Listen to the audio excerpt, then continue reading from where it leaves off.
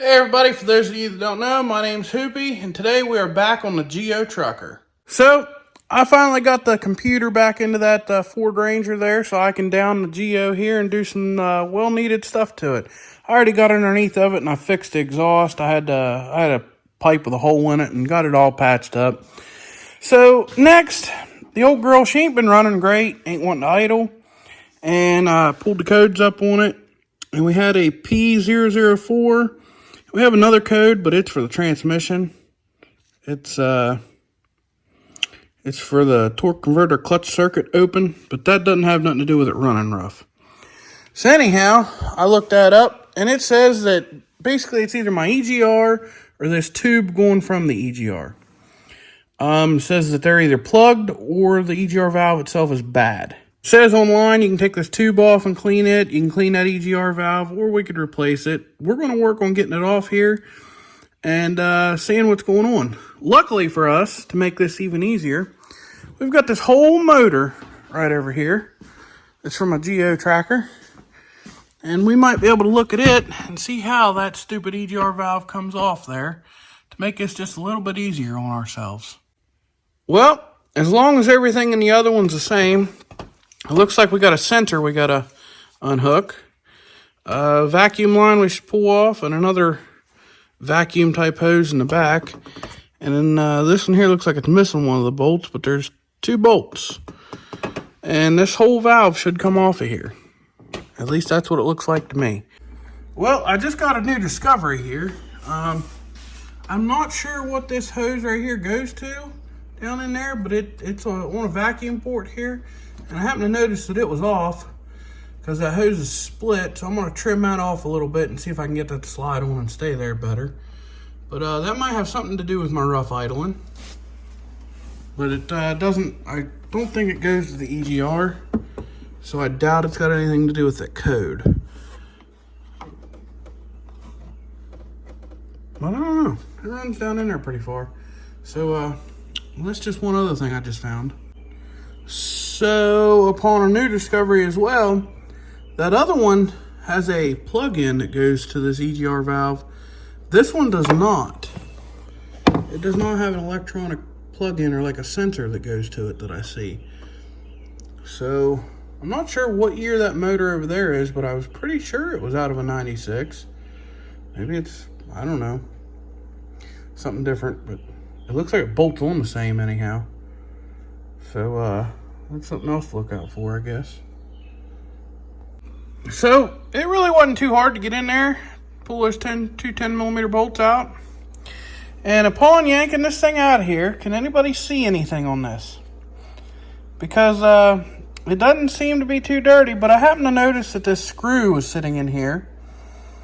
Not sure how, why, or what it's doing in there. It kind of looks like somebody might have jammed it in there, but then again, it kind of looks like it was dropped there. But that's an 8mm screw, and I'm not 100% sure that I know if there's anything up here that's got an 8mm screw in it. So yeah, I don't know if somebody jammed that in there to hold that open, or if just so happened that it fell down in there and stuck itself. We're going to take that out and see what this thing does. I don't know if it closes, opens, what it does. We're going to find out here. So this EGR valve, whenever it gets so much vacuum, it yanks, and it's kind of hard to see down in there, but there's these little things that it let's see here. Can we get, I don't know. I can't make you see them because it's just too tough here. But it opens a little valve in there. Anyhow, I figured out this was a self-inflicted thing here with this valve. So this little screw, now that I got to thinking about it, whenever I was having issues with timing and I thought it was this throttle position sensor, well, that's one of those screws from that. And I had lost it down in there, and I thought I lost it for good, so I stole one off that engine. So apparently I didn't lose it for good. It just happened to fall down here into this EGR valve. So I'm going to clean this up a little bit while I've got it off. And yeah, we're going to go from there. So went ahead and got that EGR valve put back in there. Before I can finish putting this together and start it, I have to go get a new piece of hose tomorrow for that other vacuum line. I don't know what it goes to, but vacuum leaks ain't good. It don't want to run right without those. I do know that. So we'll be back on this tomorrow. This next day, we're back in here, and I got my new piece of vacuum line. I'm going to run down in here and get it hooked up, and then we'll go ahead and slap the battery in this and put this stuff back together. And we're going to start the old Geo and see if she runs any better. I got everything reassembled, the battery and everything put back in, my winch hooked up, all that stuff. You guys didn't see the video. If you guys have not seen the video of me installing the winch bumper and stuff on this, you should go definitely check that video out. It's a pretty good one. There's also the one where I converted this thing to a truck. But anyhow, let's start this thing and see if it runs any better, and then we'll clear the codes and see if they come back.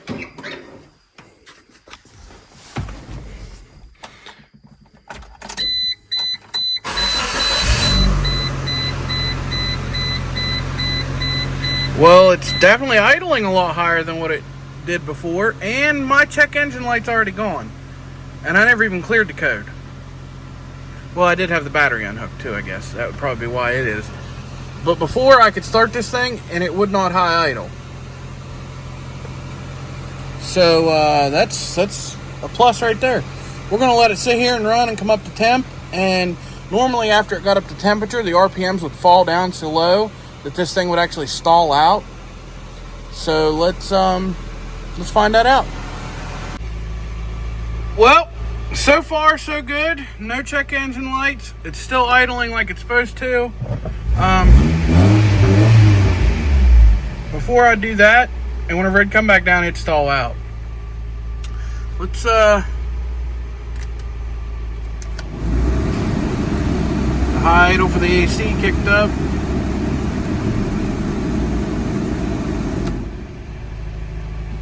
See if okay, let's see if she'll restart without me hitting the throttle, because before it wouldn't even restart without me giving it gas.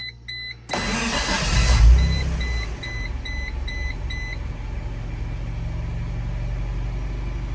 dropped down to a little bit lower idle, but it came back.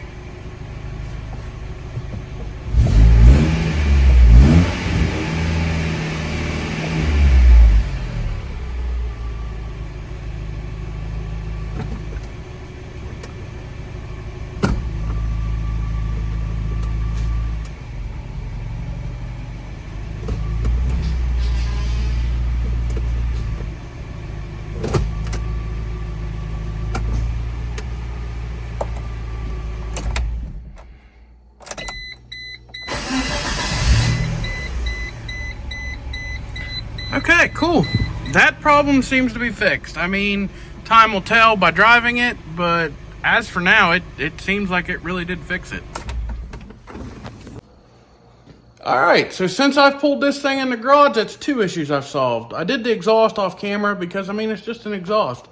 I'm guessing one of my major problems, I know the EGR was stuck open because of that screw, but one of my major problems was probably that vacuum line that was cracked and fell off. That's probably why it was stalling out, shutting off on me and everything. So we found two things in there. We got them fixed. Now we're going to move on. So either I've developed a coolant leak over time, or this thing's burning it, which I wouldn't think that it'd be doing that, or I forgot to fill it up whenever I changed the water pump and everything, because I just put a half a gallon of coolant in this thing. Granted, I don't check it very often. It's just the old Geo. Oh, looky down there. Well, no, I can't. That's running over. Yeah, that's running over. So once this, I don't even know how it was reading its temp. Like, it was a half a gallon low. So I'm gonna let it get up to temperature, make sure it's all topped off, and put the lid back on it. And then we'll check it over the next few days and see if we have any leaks or anything like that. So the old Geo's been sitting up here for a few days, and there is a disturbing amount of oil underneath of it. So, upon an investigation, that oil that I had under there, I went ahead and took this thing down and took it for a drive because it's running better. I fixed the running issues. It idles fine, starts fine, runs great. I was having transmission issues with this whenever I first started driving it. It wouldn't shift until the transmission got warmed up, and after it would do that, it worked fine. Whenever it started running crappy, the transmission started working perfect like it was supposed to. So now that I've got it running good again, considering I hooked that vacuum line up that's going up there, I don't know what that does, what it controls, whatever. Now it won't hardly shift at all. And I mean, even after it's warm, you've got to run the piss out of it, like run it up to almost 5,000 RPMs to get it to shift into second gear, and it still won't even go into third. And it's only a 3-speed transmission. So upon investigating, I cleaned that oil up once. That's all transmission fluid. I don't know what's going on with the transmission, but I think it's about ready to give up on me. That fluid is very burnt. I don't know. The transmission is hot. I mean, it's hot to the touch. And it's sat in the garage for 2 hours now cooling down, and it's still warm to the touch under there. I don't know what I'm going to do. I'm going to have to dig into this. I'm going to get on Suzuki forums and stuff like that and do some research and see what I can come up with. Oh, and again, I forgot. This thing's smoking like crazy now, and it didn't do that before. It did it every now and again when you start it, but it's like doing it constant. And they said that transmission modulator, if it's leaking, and now that I've got the vacuum hose hooked up, and considering I'm low on transmission fluid and stuff like that, it's sucking the transmission fluid up in there and burning it. So, there's another issue to solve now on the vacuum modulator, and started reading about it, and right here. A faulty modulator could cause one or more of the following symptoms: harsh shifting, which it does whenever it finally does shift, transmission overheating, and engine burning transmission fluid through the vacuum lines. So I need to order a vacuum modulator. The vacuum modulator is a different story. After doing a lot of reading, Rock Auto and all these places have green and blue ones left and right because it takes a screw-in type. But this Geo, I guess, calls for a purple one. And the purple one, I can find push-in ones online, but a screw-in one is out of stock everywhere. And it has to be a screw-in type because this one doesn't push in, it screws in. And I guess the colors are where your shift point should be. Cooling issues. Figured out why we're losing coolant. And if you can look very closely, this radiator's cracking out. This is all wet. That was dry yesterday. So we need a radiator. Found one of them on eBay for like $45, brand new. So I'm probably going to go ahead and order one of those. So yeah, let's get moving here. So up underneath this big filthy beast here, look at my exhaust covered in oil over there. We're going to have to investigate over there. Over there somewhere is where it's leaking for sure. Because how else would that stuff drip off that side? So, that right there, that, wow, it just completely slipped my mind. That doohickey right there, anyhow, I found the purple one online last night for like $30, so I went ahead and ordered it. And, we're going to change it out once we get it, because I'm pretty sure that's why, this thing's smoking so bad, is it's probably bad. It's probably got a lot to do with my shifting issues as well. Supposedly that's what controls your shifting issues and stuff.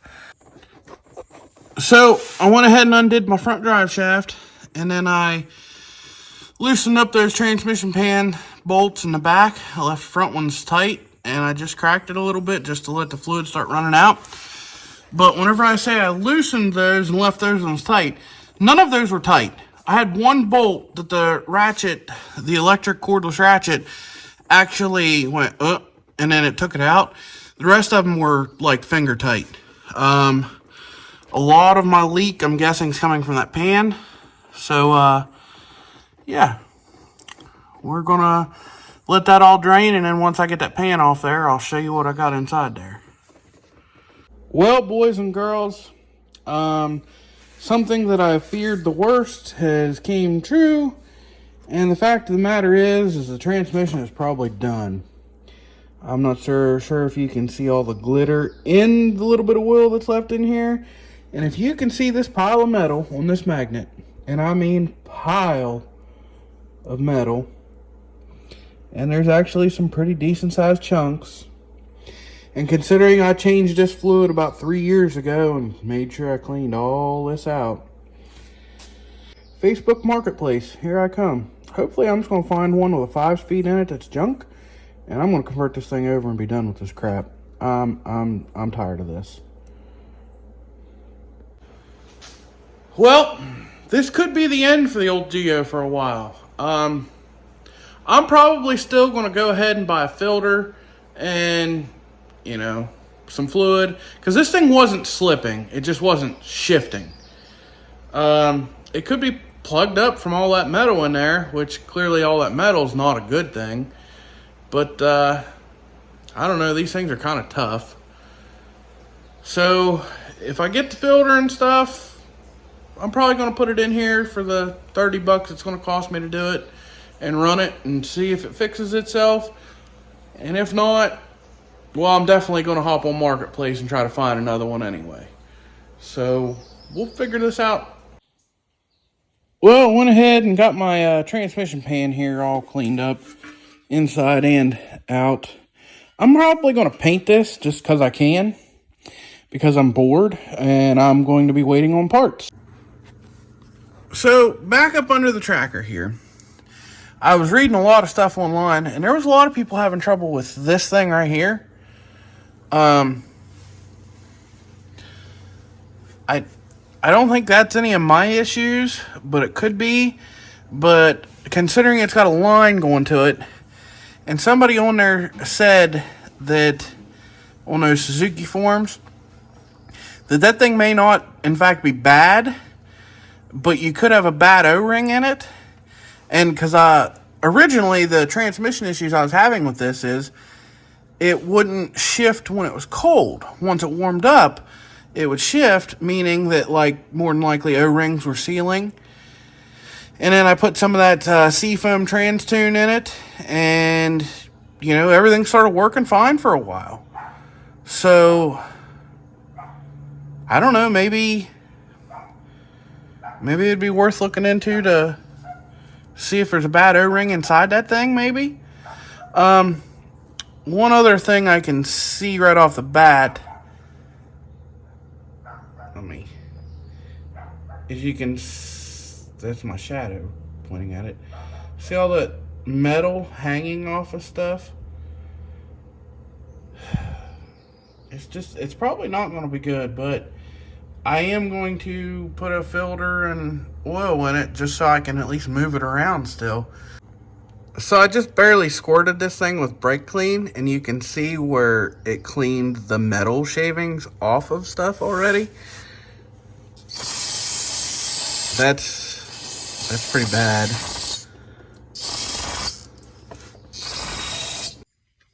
So just for the sheer hell of it, because I really want to know what the inside of this looks like, I took a screwdriver and I went around and undid the edges of this filter. But then there's these buttons here. I'm going to stick them in the drill press, and I'm going to drill this, and we'll pop this apart and see what all's in here.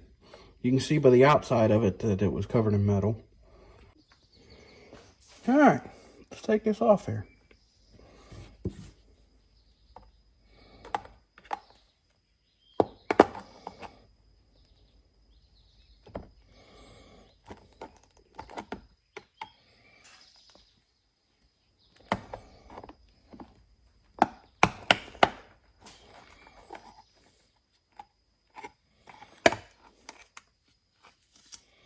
Oh, God.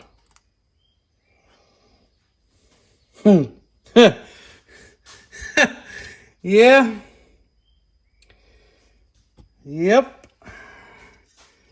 That's probably one of the reasons why it wasn't shifting, because this thing was probably plugged clear off. Those are some big chunks of metal.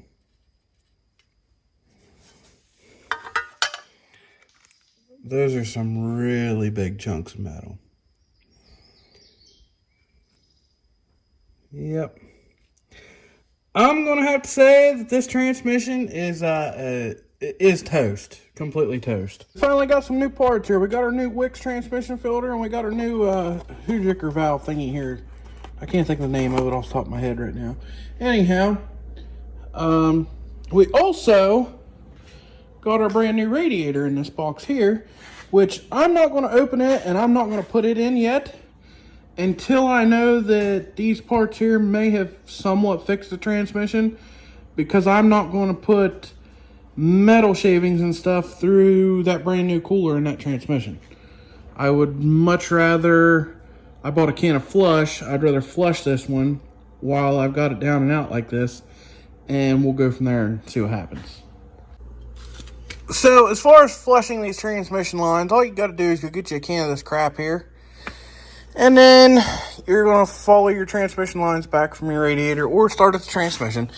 Anyhow, they run right up along there, and you unhook both of them, and you're going to stick this hose into one of them, and the other one you're going to put into your drain pan, and you're going to pull the trigger on this stuff, and it's going to push some gunk through there and shove out all the metal shavings and whatnot. So this way, hopefully you're not putting them back into the transmission pan and filling up your new filter. So hopefully this does something and helps, and maybe we'll find something out here. So on this here, you're supposed to have a special wrench to change it, and I ain't got that special wrench. So I spent a lot of time making custom tools. I had this cheap Master Mechanic 1 1/8" wrench. And first I had to take the grinder and widen it just slightly so that it will fit this. Then, because of the fact that it was too thick, I had to spend a bunch of time with a bench grinder and thinning this down. So this should do the trick on changing this. We'll see what happens here.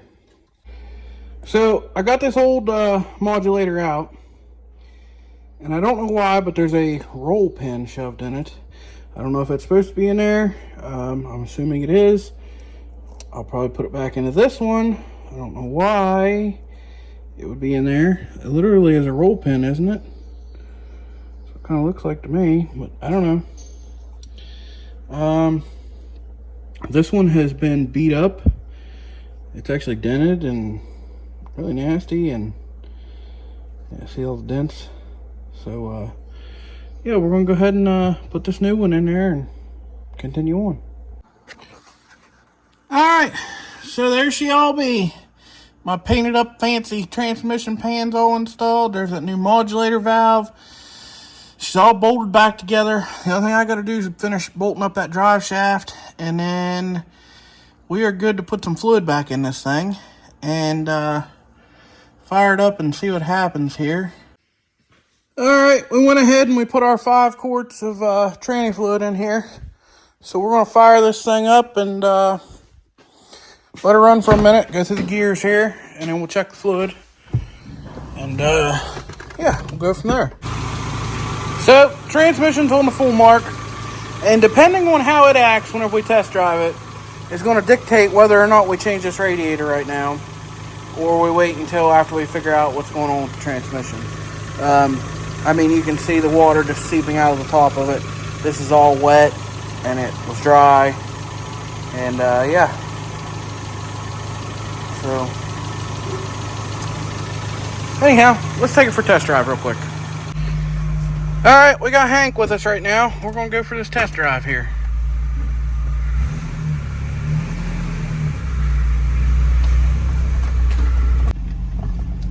Alright, we're out here to the blacktop. Let's see what happens here.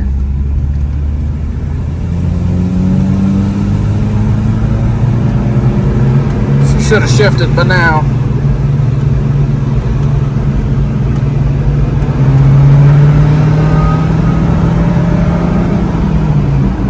Still ain't shifting.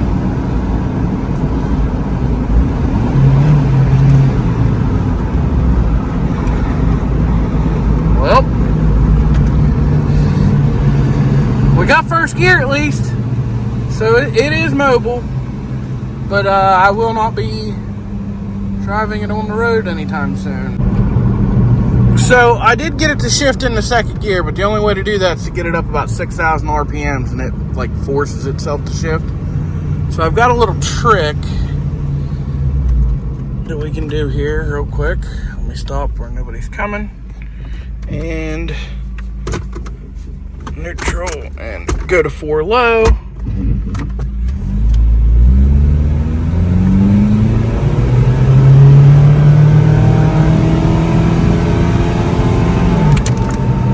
There we hit second, but as soon as I let off, it'll downshift again. There we're nearing out second here. See if we can get third.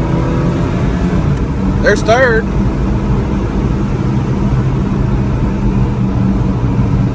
Of course, I don't think this is very good on anything. 35 miles an hour in third gear because we're in 4 low. But yeah, I'll show you. I'll just slow back. Ooh, it downshifted hard. Squealed the back tires. So we got major issues still. I don't know. Well, boys and girls, there you have it. The old Geo Trucker is probably going to be done for a while. It's just my luck. I get the dang thing to run really good, and then I have transmission issues. I mean, they started acting up on me a couple days before I dug into this to make it run better. The transmission was starting to act up, because I was going to chalk it up that maybe it was me hooking that modulator back up, but it happened a few days. It started acting up like this a few days before I did that.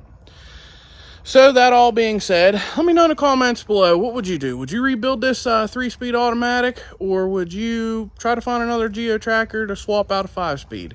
I know what I'm going to do. I've been wanting a 5-speed for a while anyhow, because I wanted to find one to be able to switch the differentials out, because the 5-speeds have the lower gears, the 5/28s or whatever they are gears. So let me know in the comments below, what would you do? And thanks for watching.